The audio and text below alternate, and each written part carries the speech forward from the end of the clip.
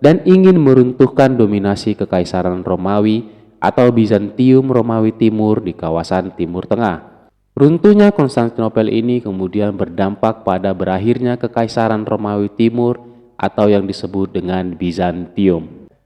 Halo, bertemu kembali bersama Bumi Laras. Seperti pada video-video sebelumnya, kita selalu membahas tentang biografi tokoh ternama di Indonesia maupun biografi tokoh berpengaruh di dunia.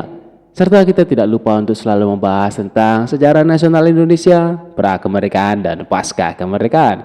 Tapi pada video kali ini kita akan membahas tentang sejarah pelayaran bangsa Eropa hingga pada akhirnya mereka bisa tiba di Nusantara, Indonesia kita yang saat ini kita kenal. Tapi sebelum kita masuk pada pembahasan kita dalam video kali ini, jika kawan-kawan menyukai video ini dan jika kawan-kawan mendapatkan informasi yang bermanfaat dari video ini, jangan lupa untuk selalu klik tombol like, share, dan subscribe agar channel ini bisa berkembang dan kita bisa saling berbagi informasi terkait biografi tokoh ternama dan berpengaruh di Indonesia maupun di dunia, serta sejarah nasional Indonesia maupun sejarah dunia.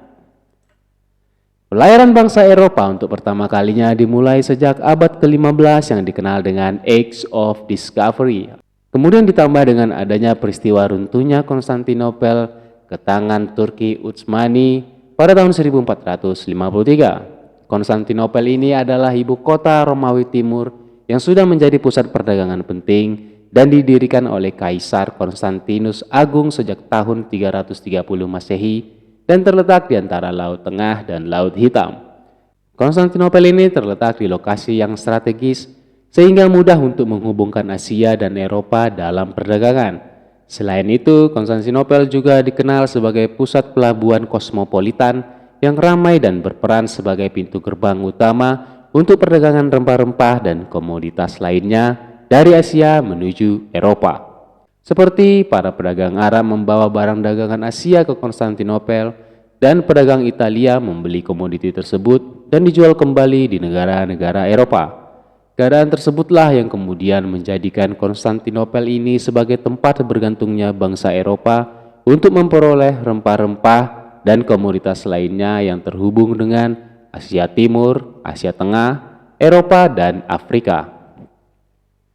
Letak strategis Konstantinopel di antara Laut Tengah dan Laut Hitam ini kemudian menjadikan para pedagang harus melewati Konstantinopel sebelum tiba di tujuannya, sehingga wilayah ini menjadi tempat persinggahan bagi banyak para pedagang asing. Konstantinopel ini juga disebut sebagai jalur sutra karena merupakan titik pertemuan perdagangan Eropa dan Asia, sehingga Kekaisaran Konstantinopel pun menjadi ladang uang karena banyak didatangi oleh pedagang dari berbagai benua. Karena pentingnya Konstantinopel bagi bangsa Eropa, inilah yang kemudian menjadi faktor mengapa Turki Utsmani menguasai Konstantinopel. Hingga pada akhirnya Kesultanan Ottoman atau Turki Utsmani di bawah pimpinan Sultan Muhammad Al-Fatih menguasai Konstantinopel pada tahun 1453. Sultan Muhammad Al-Fatih ini adalah Sultan ke-7 dari Kesultanan Utsmaniyah yang dikenal juga dengan nama Sultan Muhammad II. Armada perang di bawah pimpinan Sultan Muhammad Al-Fatih melakukan penyerangan ke Konstantinopel dengan tujuan untuk menguasai kegiatan perdagangan internasional di kawasan Konstantinopel dan ingin meruntuhkan dominasi Kekaisaran Romawi atau Bizantium Romawi Timur di kawasan Timur Tengah. Karena Konstantinopel sudah menjadi pusat penting saat itu bagi Kristen Ortodoks sejak abad keempat. Sebagai wilayah yang kaya akan perdagangan, Konstantinopel ini dikenal dengan sebutan kota abadi karena mampu bertahan selama 1000 tahun pada masa itu. Kota ini menjadi memungkinkan untuk menjadi wilayah yang kaya karena berperan sebagai pengendali rute perdagangan laut antara Laut Hitam dan Laut Tengah. Selain menjadi pusat perdagangan, Konstantinopel juga menjadi jembatan antara timur dan barat yang menjadikannya juga sebagai tempat pertukaran budaya, teknologi, dan ilmu pengetahuan antara dua dunia yang berbeda. Ini semua dimungkinkan terjadi karena Konstantinopel adalah pusat perdagangan yang memiliki letak strategis yang menghubungkan banyak pedagang dari belahan benua lain. Namun dengan kekayaan yang dimiliki wilayah tersebut, kenyataannya bahwa Konstantinopel masih kalah dalam jumlah pasukan, dan kapal perang yang dibandingkan dengan Kesultanan Ottoman. Kesultanan Ottoman memiliki jumlah pasukan yang jauh lebih besar dibandingkan Konstantinopel. Bahkan armada perang Kesultanan Ottoman ini sudah memakai meriam raksasa dengan peluru seberat 500 kg yang mampu menghancurkan tembok pertahanan Konstantinopel. Konstantinopel juga tidak mendapatkan dukungan dari luar karena Laut Hitam yang telah diblokade oleh Kesultanan Ottoman dan membangun benteng di Bosporus.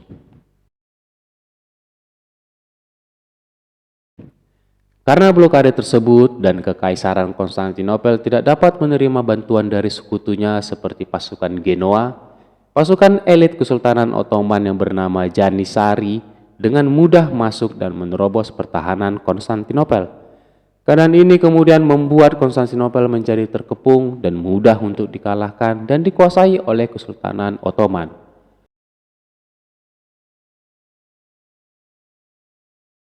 Runtuhnya Konstantinopel ini kemudian berdampak pada berakhirnya Kekaisaran Romawi Timur atau yang disebut dengan Bizantium.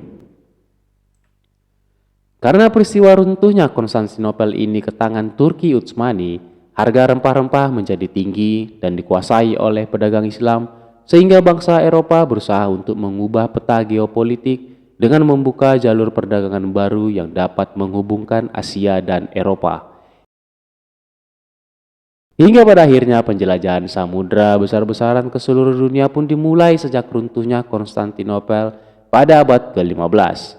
Peristiwa inilah yang kemudian menjadi cikal bakal bangsa Eropa bisa tiba di Asia dan berlabuh di Nusantara, Indonesia yang sekarang kita kenal. Pelayaran ini pun menjadi memungkinkan dilakukan karena adanya ilmu geografis dan astronomi telah berkembang pesat di Portugis, dan ditambah dengan adanya penggunaan kompas dan layar segitiga yang mendukung pelayaran. Sebagai informasi tambahan, bahwa kompas pertama kali ditemukan pada abad ketiga sebelum Masehi pada masa dinasti Han. Alat ini untuk pertama kali digunakan sebagai geomansi dan ramalan yang memiliki bentuk berupa piringan dan batu magnet yang diletakkan di atas permukaan datar. Kemudian dikembangkan pada masa dinasti Hong pada abad ke-11 menjadi lebih praktis untuk navigasi dan disertai oleh jarum yang mengapung dan berputar. Penemuan ini kemudian berkembang dan menyebar ke Eropa dimulai dari abad ke-12 hingga abad ke-14.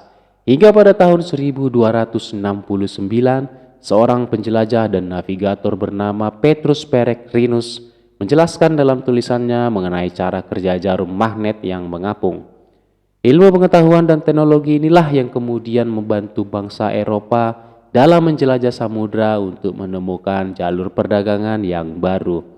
Hingga pada akhirnya beberapa pelayaran tersebut seperti armada Spanyol di bawah pimpinan Columbus menemukan benua Amerika pada tahun 1492. Kemudian ada Vasco da Gama yang menemukan jalur baru menuju India pada tahun 1497. Kemudian ada armada Portugis di bawah pimpinan Alfonso tiba di Malaka pada tahun 1511.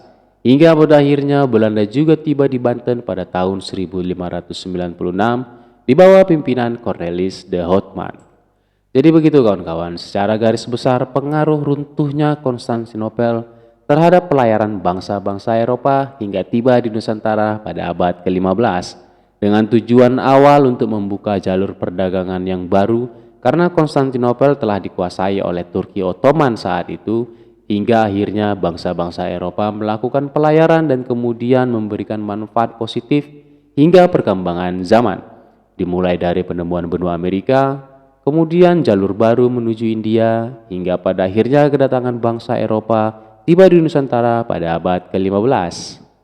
Terima kasih karena sudah menonton. Tidak terasa kita sudah berada pada penghujung video. Melalui video kali ini, kita sudah mengetahui tentang sejarah pelayaran bangsa Eropa hingga bisa tiba di Nusantara pada abad ke-15. Terima kasih karena sudah menonton. Jika kawan-kawan menyukai video ini dan jika kawan-kawan mendapatkan informasi yang bermanfaat dari video ini, jangan lupa untuk selalu klik tombol like, share, dan subscribe agar kita dapat saling berbagi informasi mengenai biografi tokoh ternama dan berpengaruh di Indonesia maupun di dunia, serta tentang sejarah nasional Indonesia maupun sejarah dunia.